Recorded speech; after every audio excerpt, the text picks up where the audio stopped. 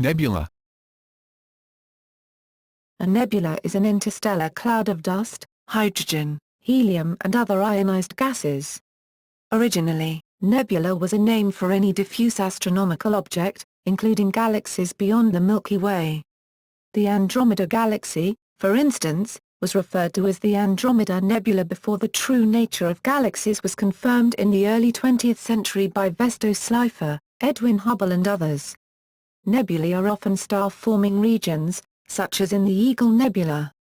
This nebula is depicted in one of NASA's most famous images, the Pillars of Creation.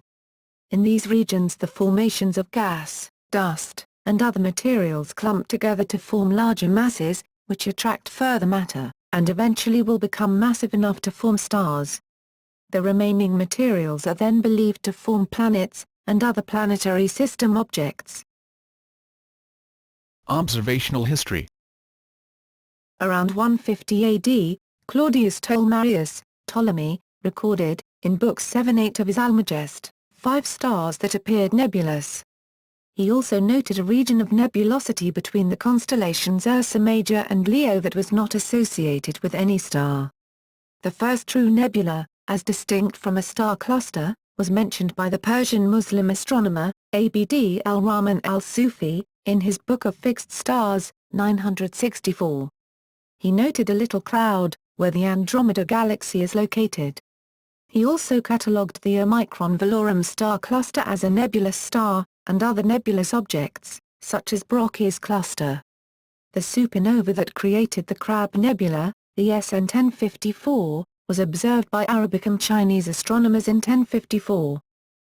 On November 26, 1610, Nicolas Claude Fabre de Piraeusque discovered the Orion Nebula using a telescope. This nebula was also observed by Johann Baptist Cizat in 1618. However, the first detailed study of the Orion Nebula wouldn't be performed until 1659 by Christian Huygens, who also believed himself to be the first person to discover this nebulosity. In 1715, Edmund Halley published a list of 6 nebulae. This number steadily increased during the century, with Jean-Philippe de Chesseau compiling a list of 20, including 8 not previously known, in 1746. From 1751-53, Nicolas Louis de Lacaille catalogued 42 nebulae from the Cape of Good Hope, with most of them being previously unknown. Charles Messier then compiled a catalogue of 103 nebulae, now called Messier objects, which included what are now known to be galaxies, by 1781. His interest was detecting comets, and these were objects that might be mistaken for them, wasting time. The number of nebulae was then greatly expanded by the efforts of William Herschel and his sister Caroline Herschel.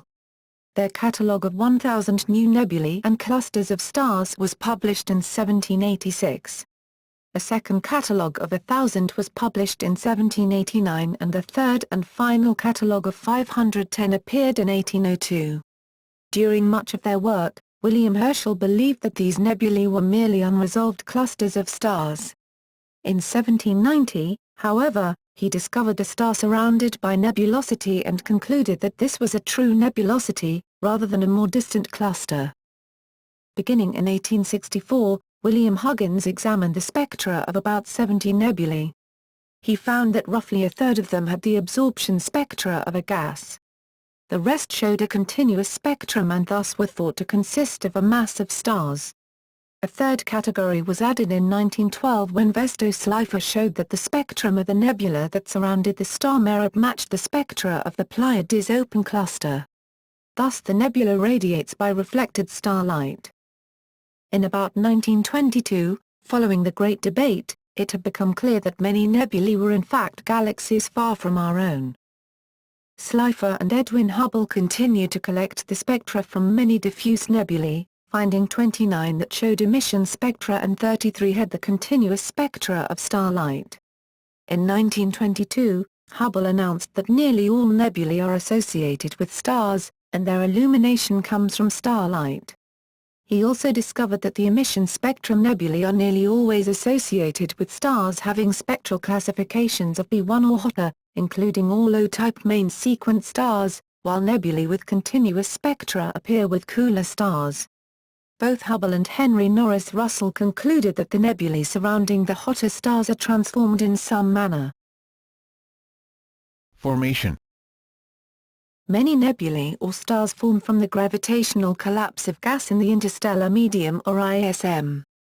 As the material collapses under its own weight, massive stars may form in the center, and their ultraviolet radiation ionizes the surrounding gas, making it visible at optical wavelengths. Examples of these types of nebulae are the Rosette Nebula and the Pelican Nebula. The size of these nebulae, known as HII regions, varies depending on the size of the original cloud of gas. New stars are formed in the nebulae. The formed stars are sometimes known as a young, loose cluster. Some nebulae are formed as the result of supernova explosions, the death throes of massive, short-lived stars. The materials thrown off from the supernova explosion are ionized by the energy and the compact object that it can produce. One of the best examples of this is the Crab Nebula, in Taurus. The supernova event was recorded in the year 1054 and is labeled SN 1054. The compact object that was created after the explosion lies in the center of the Crab Nebula and is a neutron star. Other nebulae may form as planetary nebulae. This is the final stage of a low-mass star's life, like Earth-Sun. Stars with a mass up to 8 to 10 solar masses evolve into red giants and slowly lose their outer layers during pulsations in their atmospheres. When a star has lost enough material, its temperature increases and the ultraviolet radiation it emits can ionize the surrounding nebula that it has thrown off. The nebula is almost 97% hydrogen and 3% helium, plus trace amounts of other elements. Types of nebulae. Classical types. Objects named nebulae belong to four major groups. Before their nature was understood, galaxies, spiral nebulae and star clusters too distant to be resolved as stars were also classified as nebulae, but no longer are. H2 regions, large diffuse nebulae containing ionized hydrogen, planetary nebulae, supernova remnant, for example, Crab Nebula, Dark Nebula. Not all cloud-like structures are named nebulae. Big Haro objects are an example. Diffuse nebulae. Most nebulae can be described as diffuse nebulae, which means that they are extended and contain no well-defined boundaries. In visible light, these nebulae may be divided into emission and reflection nebulae. Emission nebulae emit spectral line radiation from ionized gas, mostly ionized hydrogen. They are often called HII regions. The term HII is used in professional astronomy to refer to ionized hydrogen. Reflection nebulae themselves do not emit significant amounts of visible light, but are near stars and reflect light from them. Similar nebulae not illuminated by stars do not exhibit visible radiation, but may be detected as opaque clouds blocking light from luminous objects behind them.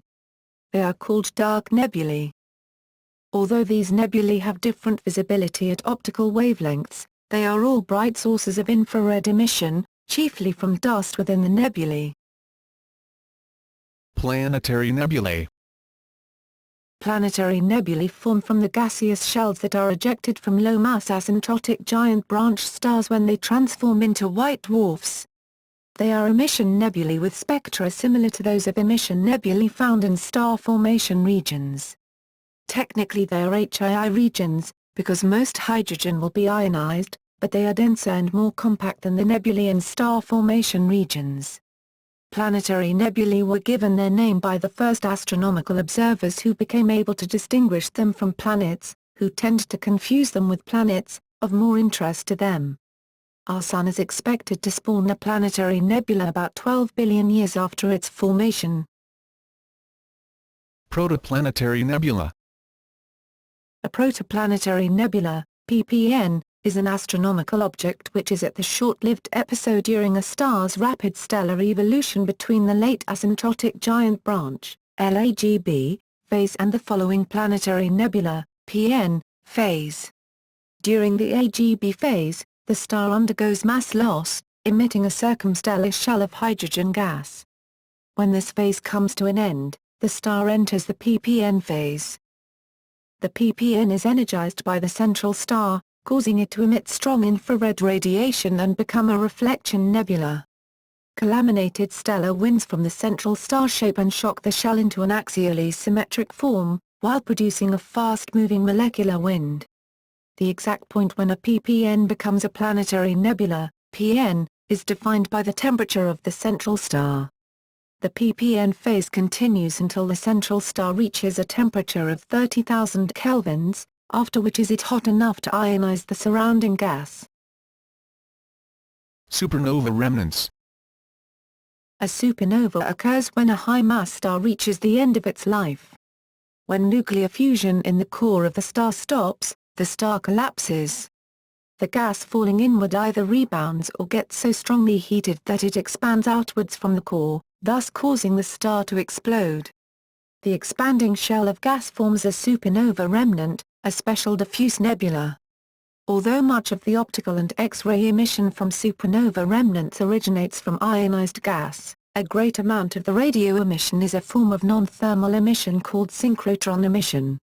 This emission originates from high-velocity electrons oscillating within magnetic fields. Notable named nebulae. Ann Nebula, Barnard's Loop, Boomerang Nebula, Cat's Eye Nebula, Crab Nebula, Eagle Nebula, Eskimo Nebula, Eta Carinae Nebula, Foxfur Nebula, Helix Nebula, Hourglass Nebula, Horsehead Nebula, Lagoon Nebula, Orion Nebula, Pelican Nebula, Red Square Nebula, Ring Nebula, Rosette Nebula, Tarantula Nebula. Nebula catalogs. Gum Catalog, RCW Catalog, Sharpless Catalog.